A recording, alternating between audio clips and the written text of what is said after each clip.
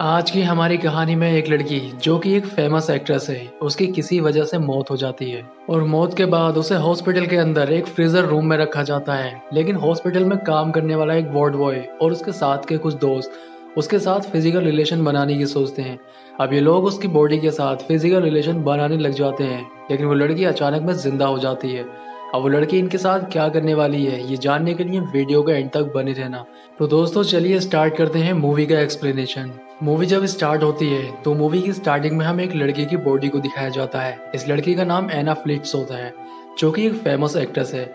इसकी किसी वजह से मौत हो जाती है, इसलिए इसको हॉस्पिटल के अंदर लाया जाता है। अब एना की बॉडी जिस मॉर्ग के अंदर रखी जाती है, वहां पर एक लड़के की ड्यूटी लगी होती है जिसका नाम पाओ होता है।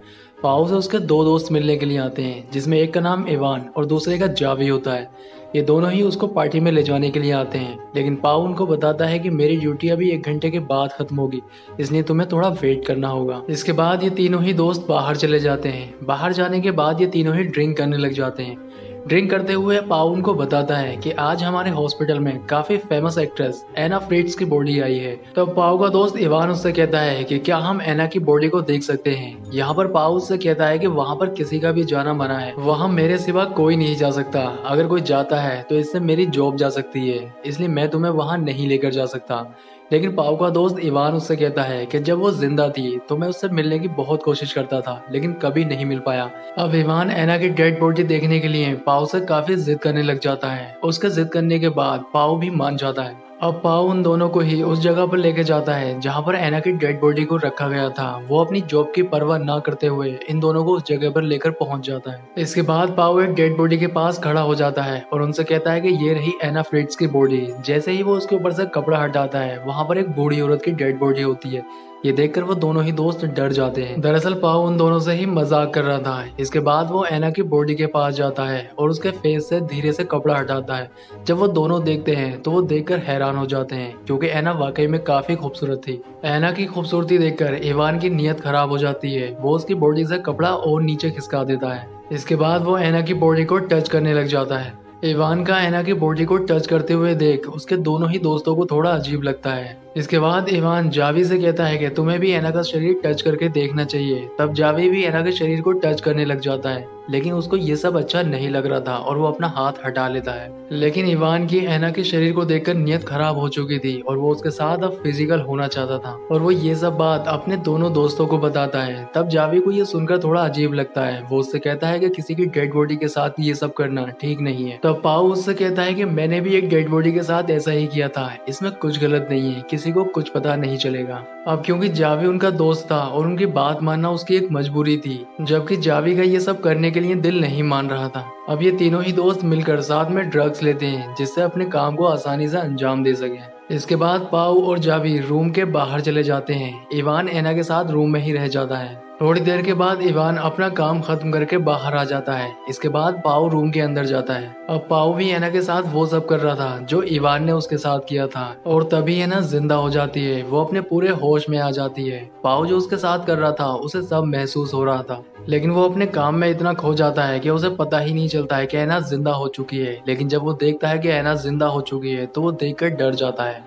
ये सब देखकर पाओ इतना डर जाता है कि वो चिल्लाने लगता है। उसके चिल्लाने की आवाज बाहर जाती है, जिससे उसके दोनों ही दोस्त अंदर आ जाते हैं। तब पाओ उनको बताता है कि एना फिर से जिंदा हो गई है। इवान जब एना को जिंदा देखता है तो वो भी डर जाता है, और वो एक बात और सोचता है कि हमने जो भी इसके साथ किया है वो सब इसको पता चल चुका है। अब ये बाहर जाकर पुलिस को भी बता देगी, इसलिए इवान एना को फिर से मारने के लिए कहता है। लेकिन जावी एना की मदद करने के बारे में सोचता है। वो एना को पानी पिलाता है और उसके शरीर पर कपड़ा ढक देता है। जावी इवान की इस बात से बिल्कुल भी सहमत नहीं था कि एना को फिर से मारा जाए। वो इवान से झगड़ा करता है। वो उससे कहता है कि तुमने जो एना के साथ किया इसकी सजा तुम्हें जरूर मिलनी चाहिए। इस बात को लेकर इन दोनों ही दोस्तों में झगड़ा होने लग जाता है, और ये झगड़ा इतना ज्यादा बढ़ जाता है कि इवान जावी को बुरी तरह से पीटने लगता है। अब पाओ आकर उनको बचा लेता है, लेकिन जावी के सिर में चोट लग जाने की वजह से वो बेहोश हो जाता है और उसके सिर से काफी ज्यादा ब्लड भी निकलता है। अब ये दोनों ही दोस्त उसको फर्स्ट एड देने का सोचते हैं, इसलिए ये उसको वहां से उठाकर ले जाने लग जाते हैं। अब ये एना और अपने दोस्त को एक दूसरे रूम में ले जाते हैं। जावी को दूसरे कमरे में ले जाते वक्त पाउल के कपड़ों पे खून लग जाता है, इसलिए उसे अपने कपड़े चेंज करने पड़ते हैं। तभी वहां पर पाउल का स्टाफ मेंबर आ जाता है। उसे देखकर एना चिल्लाने की कोशिश करती है, लेकिन वो बोल नहीं पा रही थी क्योंकि एना के अंदर इतनी भी जान नहीं थी कि वो कोई इशारा उसे कर पाती। वो अपने हाथ हिलाने की कोशिश करती है, लेकिन अपने हाथों को भी नहीं हिला पाती है। अब पाउल अपने स्टाफ मेंबर को बातों में उलझा लेता है, जिससे उसको पता न चल जाए कि एना फिर से जिंदा हो गई है। थोड़ी देर के बाद पाउल अपने स्टाफ मेंबर के साथ बाहर चला जाता है। दूसरी ओर इवान, जो कि जावी के साथ था, जब वो जावी को चेक करता है तो पता चलता है कि जावी सांस नहीं ले पा रहा था, यानी कि वो मर चुका है। थोड़ी देर के बाद पाव भी रूम के अंदर आ जाता है। जब पाव को ये पता चलता है कि जावी मर चुका है तो उसे काफी बुरा लगता है। वो रोने लग जाता है क्योंकि उनकी एक गलती की वजह से उन्होंने अपने दोस्त को खो दिया है। यहाँ पर इवान पाव को समझाने लगता है। वो उससे कहता है कि ये सब जो हुआ इसमें हमारी कोई गलती नहीं है, ये सिर्फ एक एक्सीडेंट था। अब क्योंकि एना भी उनकी ये सारी बातें सुन रही थी, तब एना उनसे कहती है कि तुमने जो भी अपने दोस्त के साथ किया है या तुमने जो भी मेरे साथ किया है, ये सब मैं पुलिस को बता दूंगी, तुम्हें पुलिस छोड़ेगी नहीं। इसके बाद इवान पाव को लेकर बाहर आता है। वो उससे कहता है कि पुलिस को अगर इस बारे में पता चल गया तो हमारी जिंदगी बर्बाद हो जाएगी और हम ऐसा कभी नहीं होने देंगे। इसके बाद इवान एक प्लान बनाता है। वो पाव से कहता है कि सबसे पहले हमें जावी की बॉडी को ठिकाने लगाना होगा, क्योंकि अगर बॉडी पुलिस के हाथ लग गई तो हम पकड़े जाएंगे। और हमें एना को भी मारना होगा, क्योंकि अगर एना जिंदा रही तो उसकी वजह से भी हम फंस जाएंगे। अंदर एना अपने आप को बेड से नीचे गिराने की कोशिश करती है और वो अपने आप को नीचे गिरा लेती है। इसके बाद वो जावी की जेब से मोबाइल निकाल कर किसी को कॉल करने की कोशिश करती है, लेकिन तभी इवान और पाव वहां पर आ जाते हैं और उसके हाथ से फोन छीन लेते हैं।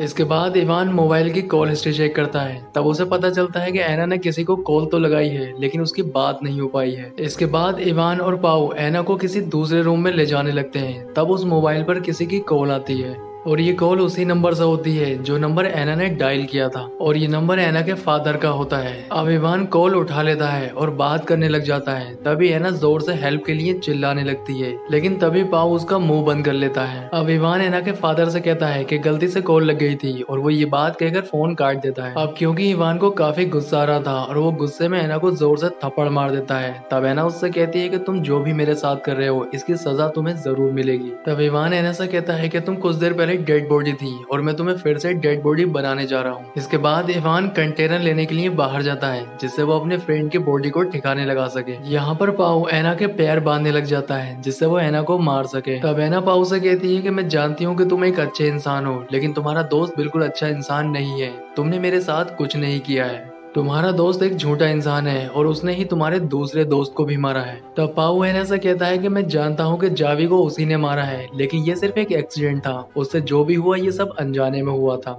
तब एना उससे कहती है कि तुम्हें कुछ पता नहीं है। जब तुम अपने स्टाफ मेंबर के साथ बाहर गए थे तब उसने ही तुम्हारे दोस्त का गला घोटकर उसे मारा है। अब एना की ये बात सुनकर पाउ सोच में पड़ जाता है, लेकिन फिर भी वो उसके मुंह पर टेप लगा देता है और इसके बाद वो वहां से बाहर चला जाता है। पाओ के बाहर जाने पर एना अपने आप को खोलने में कामयाब हो जाती है और रूम के अंदर से खिसकती हुई वो बाहर आ जाती है। जब इवान वहां पर पहुंचता है तो एना वहां नहीं होती है। अब वो ये बात जाकर पाओ को बताता है। ये दोनों ही एना को ढूंढने लग जाते हैं। आगे हमें दिखाया जाता है एना खिसकती हुई लिफ्ट के पास पहुंच जाती है। अब वो लिफ्ट का दरवाजा बंद कर ही रही होती है, तभी इवान वहां पहुंच जाता है और वो फिर से एना को वापस ले आता है। आगे हम देखते हैं कि पाओ इवान से कहता है कि तुमने ही जावी को मारा है। तब इवान उससे कहता है कि हाँ, मैंने ही जावी को मारा है, लेकिन वो सिर्फ एक एक्सीडेंट था। तब पाओ उससे कहता है कि वो एक एक्सीडेंट नहीं था, बल्कि तुमने जावी को गला घोटकर मारा है। ये बात मुझे पता चल चुकी है। अब इवान पाओ पर गुस्सा करता है। वो उससे कहता है कि तुम्हें ये सब एना ने बताया है, वो ये सब झूठ बोल रही है। तुम्हें एना की बात पर यकीन नहीं करना चाहिए। इसके बाद इवान एना को मारने का प्लान बनाता है।